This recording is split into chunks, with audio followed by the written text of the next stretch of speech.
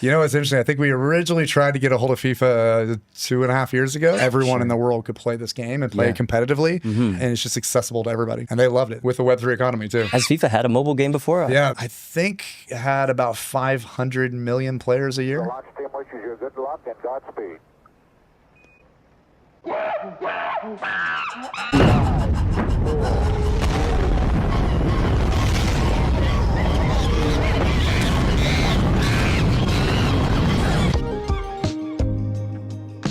Space Monkeys blasting off again with John Linden, founder and CEO of Mythical Games. And boy, oh boy, did we just get a massive announcement. FIFA Rivals. That's right, FIFA Rivals. FIFA players are coming to Polkadot very soon. Yeah, well, and then 2025. We said 2025 for now, but yeah, we're really pumped about this one. This has been something we've been working on for a while, and I think it's great. It's kind of building off the success we had with NFL Rivals. Yeah. A little bit different, bigger global stage. It's not going to be like NFL Rivals where it's just NFL Rivals is like you're playing the offense and you're doing simple controls. How's this? Yeah, gonna be? it'll be different. It'll be part of it will be familiar, part of it will be different. You know, I think that we're keeping some things that worked really well in terms of like a little bit more edgy art style. It's not hyper realistic. It's a little bit more arcade style. 2 game modes in this one though, so there'll be kind of a player PvE mode. You're playing against the campaign, and then we're working through a full head-to-head esports mode. So basically, you're playing PvP, and it's exciting. We've been working with FIFA on a lot of concepts around this. Working with a group called FIFA E, which is their esports organization. Yeah. And excited. Like I said, really excited of kind of taking the best of NFL Rivals and then kind of expanding it to this new global stage. Has FIFA had a mobile game before? They have, yeah, very successful mobile game. So they used to have a game with EA called FIFA Mobile. Okay. And that game, I think, had about 500 million players a year, something like that. On a bad day, that game had about 20 million players a day. And on a World Cup year, it had 65 million players a day. Wow. And that game's, so EA and FIFA kind of separated, and we're kind of taking the role. So we're excited with the Web3 economy too, which is great. So what was the process of getting involved with FIFA and getting in touch with the decision makers, getting them to this point where they launch a game associated with blockchain? You know, it's interesting. I think we originally tried to get a hold of FIFA 2.5 years ago, right after we started NFL Rivals. We're like, well, obviously we got to go for FIFA at some point. It's 20 times the market of NFL, and we made no progress. It was really hard to navigate the landscape, and we started talking to some of the leagues and the clubs directly, and learned a lot about the ecosystem. And then happened to meet up with them at an event, and somebody was like, hey, FIFA's here. You should have lunch with them, and we did, and we sold them the vision of what we were thinking and kind of some of the big concepts and kind of pillars of what we want to build with this game, and they freaking loved it. So it's been great. It's taken a while, obviously, as you imagine, a game this size, and we're the first officially licensed video game since the EA FIFA kind of split. So. Yeah, what was kind of the biggest obstacle to get over there, or were they just gung ho the whole time? They were gung ho. I mean, honestly, really? they love the vision. They love kind of the idea. Part of this was. I try to get to like Kenya or Africa once a year, and one thing I was noticing is I was like, every kid has a phone in their hand and a football on the ground. And I kind of sold that vision a little bit. Like, I want a game that we can really be on a global, footprint. Everyone in the world could play this game and play it competitively, and it's just accessible to everybody. And they loved it. They love the concept. They dabbled in Web3. No way. I don't think they've had great experiences in Web3, to be super honest. So that was a little bit of a challenge, but they really loved what we did with NFL. Obviously, all these leagues are very close, so they know how to talk to the other leagues, and they heard what we were doing, and kind of hopefully the rest will be history here. So have we started development on the game? Oh, definitely, yeah. Okay. Yeah, we're very active in the game. We're hopefully show some gameplay off pretty soon here. Sure. Dropped the teaser trailer. I was really excited about that. Yeah, it looks good. We're very, very, very busy on this game. So it's like I said, we're really kind of trying to take it up a notch on the gameplay, on the economy. There's a lot of cool concepts we're going to be pushing hard, but we are under a pretty fast timeline too. So we're working on getting the game out in 2025. Luckily we've been building it we have an engine already, sports engine already that we've been able to leverage, which helped a lot.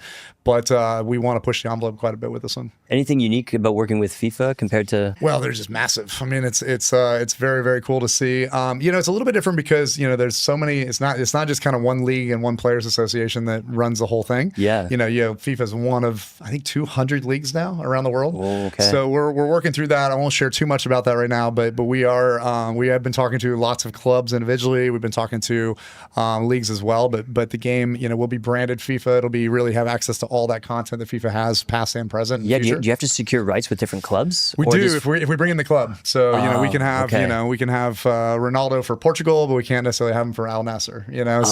So there's a lot there, but it also kind of creates a really cool collectible, huge kind of world you need to collect, right? And we want to eventually we'll see where it goes. We want to mix men and women's teams into one game. Things like that is where we'd love to go in the future. Nice. And what about individual players? Do you have to go to them, or are they mostly managed under larger contracts? Yeah, that's also a fun thing. So it depends. Sometimes the clubs have the rights, sometimes the league have the rights, sometimes FIFA Pro has the rights, sometimes FIFA has the rights. So it's definitely a big one to navigate. But we started off, I think, with one of the biggest contracts you can get, and from there we'll hopefully add on. We're still recovering from it. A couple weeks ago, Inter Miami kicked out of the playoffs there. But, better luck next year.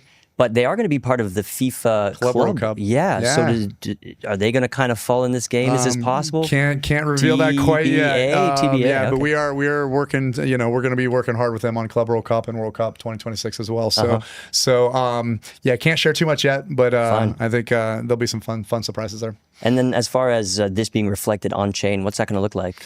Yeah, so very similar to what we did with NFL. It'll be a very playable game, but then also a very tradable economy. Sure. And I think that's one of the challenges with this game too is it is such a global audience. And that's one thing that the old FIFA mobile game from EA, and even the EAFC that game they have out now, it doesn't really monetize super well in some certain countries and certain regions. And I think what we found with NFL Rivals that was amazing is this whole concept of quick trade, right? Yeah. To where you can now you can play the game and grind the game out and earn items that then you can kind of trade for other items. So I think we're going to be able to really jump into that. We have some really fun things we're looking at of kind of that what quick trade could really become as kind of a 2.0 product in this game. And I think that's going to be one of the keys is how do we get people literally in every country around the world trading with each other? Cool. Some of them might be spending, some of them might be whales, some of them might be not spending anything. Yeah, be that's part of this trading economy on Web3. Right, so anybody can participate. Anybody can participate. You don't even need your parents' credit card. Yeah. And honestly, like I said, I think I've used the analogy internally quite a bit. We want that kind of, you start off with a thimble and you can trade your way to the Lamborghini, right? So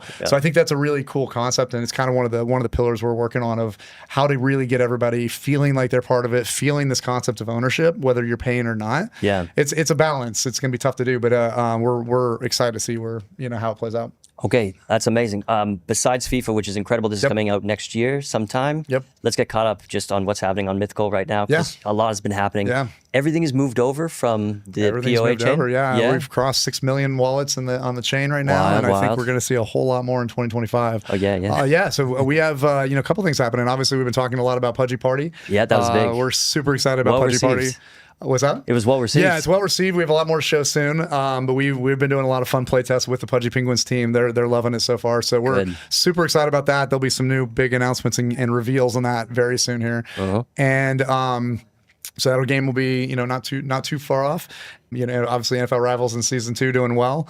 And then we haven't announced them yet, but we have several game developers building on Mythos as well. So we're excited to see kind of what gets released. I think we'll have another 5 or 6 games potentially. External games building on Mythos, building on the Myth token, all that. Because everything up to this point, you guys have been building yourself. Well, not necessarily. Nitro Nation was our first game that was external, so we didn't make Nitro Nation. It was a company called CM Games. I didn't realize that. So it's not our game, but they've been building on it. So that was our first externally built game. Yeah. And there's challenges. It's challenges when you're not controlling all the parts. I think we're getting through that kind of with Nitro, and their games starting to pick up, and we're really excited what that game's going to do in 2025 as well. It's exciting. We have really great game developers. I think our goal right now is that we're not necessarily opening up an SDK for everybody, but we're really kind of working with real tried and true game developers, and we have several we'll be announcing soon that are awesome. Okay, so 2025 we're seeing hopefully, possibly FIFA, Pudgy Penguin, Nitro Games, V1, like Nitro official. Nations, yep. Yeah, Nitro Nations, Nations yep. V1 like total. Yep. And other possibly 4 to 5 other games.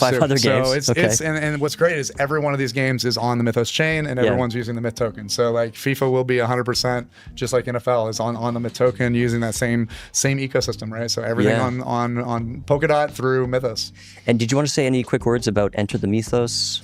That kind of more governance initiative. Yeah. So we, like I said, we've been kind of rolling out new tokenomics. I think what's great now is that we have a lot of experience under our belt now. So we're seeing 3 or 4 million transactions a month already, from millions of players. Yeah. And we've really kind of seen what does it take to have a sustainable long-term tokenomics. So we've been kind of rolling out some of those initiatives. We have the rest of them kind of rolling out now, and it's exciting. So I think, like I said, it was a little slow to start, honestly, but I think we're going to really pick up from just sheer volume of consumers trading, crazy, and using that token themselves. But then also, how does that really kind of have a sustainable tokenomics long-term for the chain? One of the most exciting projects, not only on Polkadot but in the whole Web3 world. We're excited. Like I said, I think hopefully we'll be one of the first to hit 100 million consumers. With the apps we have and with the games we have. So we're there's a lot happening.